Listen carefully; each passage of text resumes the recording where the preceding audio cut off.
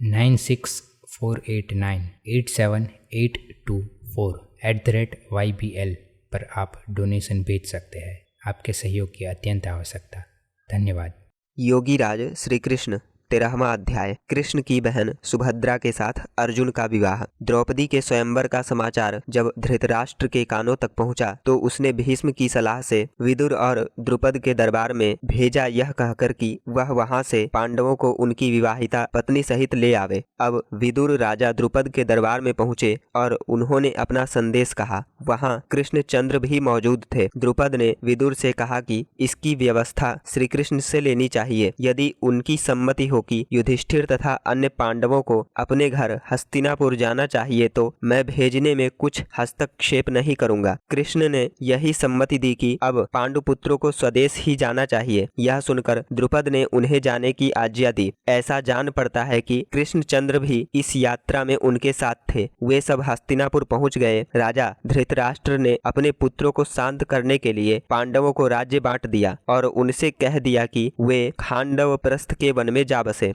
यह सुनकर पांडव उस वन में चले गए और वहां उन्होंने इंद्रप्रस्थ नगर बसाया। पाठक, यह इंद्रप्रस्थ वही शहर है जो आजकल दिल्ली के नाम से प्रसिद्ध है, पर जहां आज दिल्ली बसी है वहां से इंद्रप्रस्थ की बस्ती कुछ दूरी पर थी। जब पांडव इंद्रप्रस्थ में जा बसे और आनंद से रहने लगे तो कृष्णचंद्र इस धर्म के काम को संपूर्ण कर द्वारिकापुरी को लौट आए। कुछ काल बीतने पर अर्जुन जब द्वारिका गए तो वहां कृष्ण ने उनका बड़ा सत्कार किया। राज्य के कर्मचारी और नगर के धनिक लोगों ने भी आदरपूर्वक स्वागत किया। अर्जुन अभी द्वारिका में ही थे कि वहां की एक पहाड़ी गिरनार पर एक मेला लगा। इस मेले में भ्रमण करते अर्जुन ने सुभद्रा को देखा। सुभद्रा कृष्ण की सहोदरा बहन और परम सुंदर थी। अर्जुन उसे देखकर प्रेमासक्त हो गया और टकटकी बांधकर देखने लगा। कृष्ण भी इस भेद को समझ गए। उन्होंने हंसी हंसी में सुना भी दिया कि जो रात दिन जंगल जंगल विचरता फिरता है उसे प्रेम प्रहसनों से क्या काम। पर जब कृष्ण ने उसे बतलाया कि सुभद्रा उसकी बहन है तो अर्जुन उनसे इस बात का अनुरोध करने लगा कि उसका विवाह सुभद्रा के साथ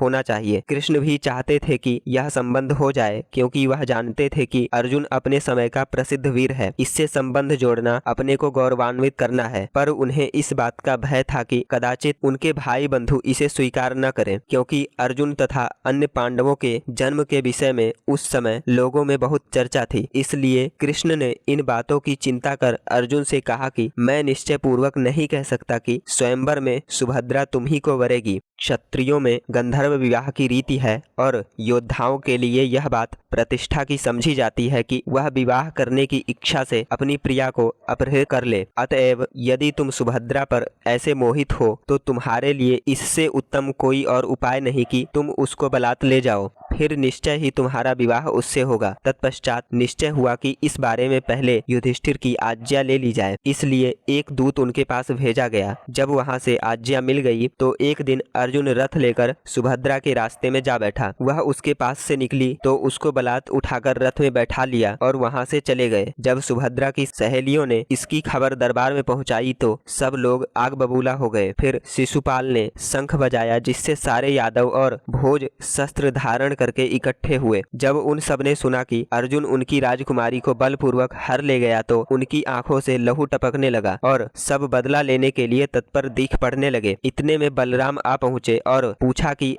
आप सब लोग ऐसे उत्तेजित क्यों दिख पड़ते हैं, किंतु कृष्णचंद्र चुपचाप बैठे हैं। फिर उनसे इसका कारण पूछा, हे कृष्ण, तुम चुप क्यों हो? तुम्हारे ही कारण तो हम सब ने अर्जुन का इतना सम्मान किया और आगत का स्वागत किया। अब प्रकट हुआ कि वह इस सम्मान और स्वागत के योग्य न था। उसने हमारा बड़ा अपमान किया। हमारी बहन के साथ उसने जो बलात्कार किया है वह सह्य नहीं। यह कैसे हो सकता है कि हम इस अपमान को चुपचाप सहन कर लें? हम इसका बदला लेंगे और जब तक पृथ्वी को कौरवों से शून्य नहीं कर लेंगे दम नहीं लेंगे। जब चारों ओर से यही आवाज गूंज उठी और यादव मरने मारने पर बद्ध परिकर हो गए तो कृष्ण ने अपना मौन तोड़ा और बोले, हे भाइयों, आपका यह विचार ठीक नहीं कि अर्जुन ने हमारा अपमान किया। मेरी समझ में तो उसने हमारी प्रतिष्ठा ही बढ़ाई है। वह जानता था कि हमारे वंश में बदला लेकर लड़की देना निषिद्ध है। स्वयंवर में सफलता की उसे पूरी आशा नहीं थी। उसके पद और वीरता से यह संभव नहीं था कि वह आपसे कन्यादान मांगता। सकता, अतएव उसने क्षत्रियों की चाल चली। जैसे सुभद्रा परम रूपवती और गुण संपन्ना है, वैसे ही अर्जुन भी प्रत्येक प्रकार से उसके योग्य है। भरत का वंशज, शांतनु का पोता और कुंती भोज का नाती, वह किसी प्रकार इसके अयोग्य नहीं कहा जा सकता। मुझको आज सारी पृथ्वी पर उसके समान कोई वीर दिखाई नहीं देता। किसका हौसला है जो लड़ाई में अर्जुन का मुकाबला कर सके? उससे बाजी मार के जाना कठिन है। उसकी वीरता अपने आप में आदर्श है। इसलिए मेरी सम्मति है कि इसमें उत्तेजना से काम नहीं लिया जाए, वरन उसे बुलाकर उसका विवाह सुभद्रा से कर दिया जाए। यदि हम उससे लड़े और पराजित हुए तो इसमें हमारी हंसी होगी, मेल